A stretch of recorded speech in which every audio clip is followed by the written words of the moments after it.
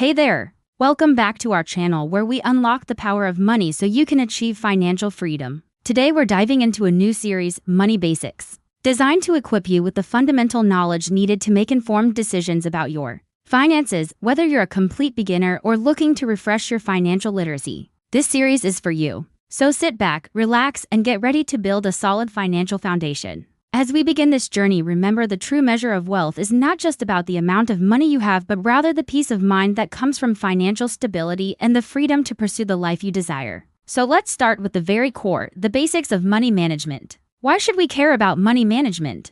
Well, it's not just about balancing budgets and making ends meet. It's about taking control of your financial life. Most people struggle with money not because they don't earn enough, but because they don't manage what they already have. Think of it this way. You wouldn't keep watering the same plant every day if you didn't expect it to grow. Similarly, tending to your finances through good money habits can lead to financial growth. These habits might seem like small steps at first, but over time they blossom into financial independence, enabling you to buy that home, fund your dream vacation, or secure your retirement. So what's the first step to mastering these money basics? Step 1. Track your money. This means keeping a record of both your income and expenses. Imagine trying to find the best route to a destination without a map or GPS. You'd likely end up lost and probably a bit frustrated. Managing your finances without tracking is much the same. You won't truly understand where your money is going if you don't actively monitor it. Tracking your spending reveals your financial patterns and highlights areas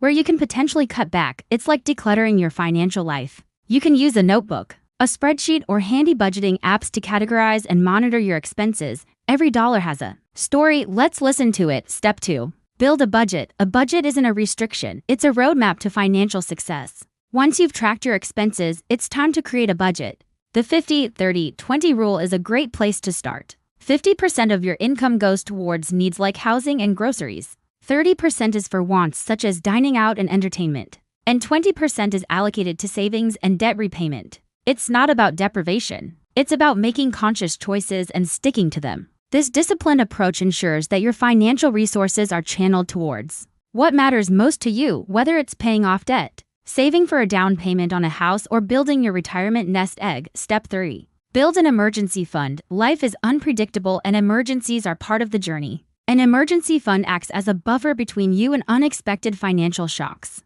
providing peace of mind knowing you have a safety net. Aim for at least 3 months' worth of living expenses saved up. Having an emergency fund in place prevents you from falling into debt when unexpected expenses arise. It's like having a financial shield, protecting you and your long-term goals. While these steps provide a solid foundation, remember that managing your finances is an ongoing process. It requires patience, discipline, and a willingness to learn and adapt over time. As you progress on your financial journey, feel free to pause, rewind, and replay these steps as needed. And before we go, here's your reminder that managing your finances doesn't have to be overwhelming. By starting with these basic principles, you're laying the groundwork for a more secure financial future. Your journey of financial literacy is a valuable investment in yourself, so keep learning. Stay curious and celebrate your progress along the way. In the next episode of Money Basics, we'll unravel the complexities of debt and credit, helping you understand when, how, and why to use them effectively. Stay tuned. We've got more insightful content coming your way. If you found this information helpful, please hit the like button and don't forget to subscribe for more enlightening content. Until next time, keep those financial wheels turning smoothly. The Beginner's Guide to Building Wealth. So you've got your emergency fund, you're saving for retirement, and you're investing for the long term. Life is good. But wait, we forgot something. What about debt? We all know that debt can be dangerous, but in this episode, we'll show you how to take control of your debt and make it work for you. We'll talk about good versus bad debt, how to avoid getting too deep into debt, and how to boost your credit score. Let's dive in. Some debt is good and some debt is bad. Good debt is when you borrow money to buy things that will make you richer in the long run. For example, student loans can help you become more knowledgeable so you can get a better job. When you start a business, you might need to borrow money to get it off the ground. But if you do it right, the business can make enough money to pay off the loan and still leave you with a profitable venture. Buying a house is another example, although it's a big financial commitment. A mortgage can be a good debt because owning a home can build equity, provide stability, and even appreciate in value over time. On the other hand, bad debt is when you borrow money for things that quickly lose value. A classic example is using a credit card to buy things you don't need, like the latest gadget or those new sneakers. Not only will you have to pay back more money because of interest, but the item will probably be outdated or worn out before you finish paying for it. Payday loans are also a form of bad debt. These are short-term loans with extremely high interest rates that are meant to tide you over until your next paycheck. But they can trap you in a cycle of debt because they're so expensive. Now that you know the difference between good and bad debt, let's talk about how to manage it wisely. Step 1. List all your debts. Write down how much you owe, the interest rate, and the monthly payment for each one. This will give you a clear picture of your financial obligations. Step 2. Prioritize your debts.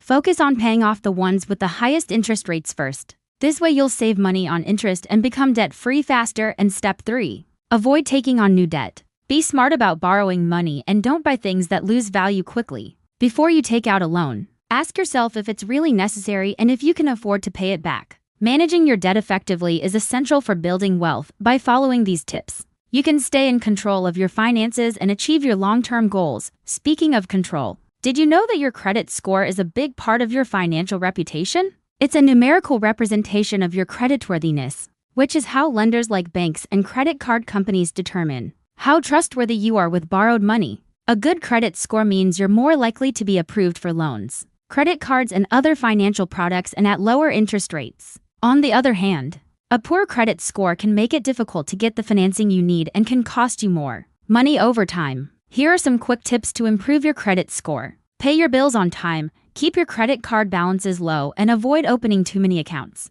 These simple steps can help you build a solid credit history and boost your score over time. But remember, credit isn't just about numbers. It's about building trust and being responsible with money. So be wise about how you use credit and always strive to improve your financial habits. It's easy to let debt weigh you down, but by understanding the difference between good and bad debt, managing your debt wisely, and improving your credit score, you can keep your financial future bright. At the end of the day, it's all about making smart choices and staying in control of your finances. Don't let debt hold you back from achieving your dreams. And now it's time for the next exciting chapter in your financial journey. Want to learn how to turn your savings into investments? Join us in the next episode where we'll explore the world of investing and show you how to make your money work for you. Don't miss out. Click here to watch the next episode and let's grow our wealth together. A beginner's guide to building wealth. In the last episode, we talked about why saving money is important and how to make sure you have an emergency fund. We learned that saving money keeps you safe,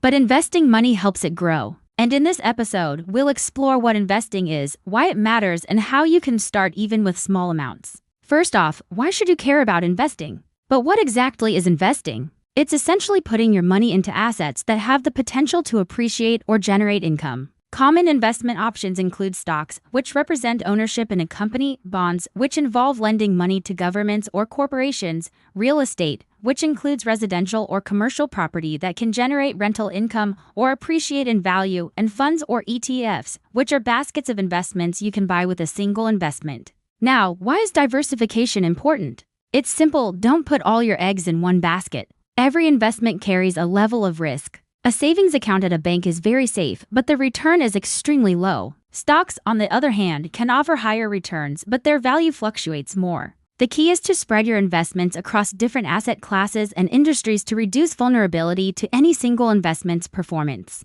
And what about timing? When is the best time to start investing? Honestly, the best time was yesterday. The second best time is right now. It's crucial to begin as soon as possible, even if it's with a small amount. If you can only afford to invest $10 a month, that's okay. Just start. You can always increase the amount later. One of the biggest mistakes investors make is trying to time the market, buying and selling at the perfect moments, but the truth is, nobody can consistently predict market movements. Instead, it's more effective to adopt a long-term perspective, focusing on gradual, consistent growth rather than quick profits. Remember, it's not about luck, it's about being in the market over time. Let's illustrate this with two people, Person A and Person B. Person A decides to start investing $100 per month at age 25 and continues doing so until they raise 65. Meanwhile, Person B doesn't start investing until they raise 35 because they feel they haven't saved enough and can't afford to invest $100 to $100 a month until they raise 45. They finally start investing the same amount as Person A, $200 a month.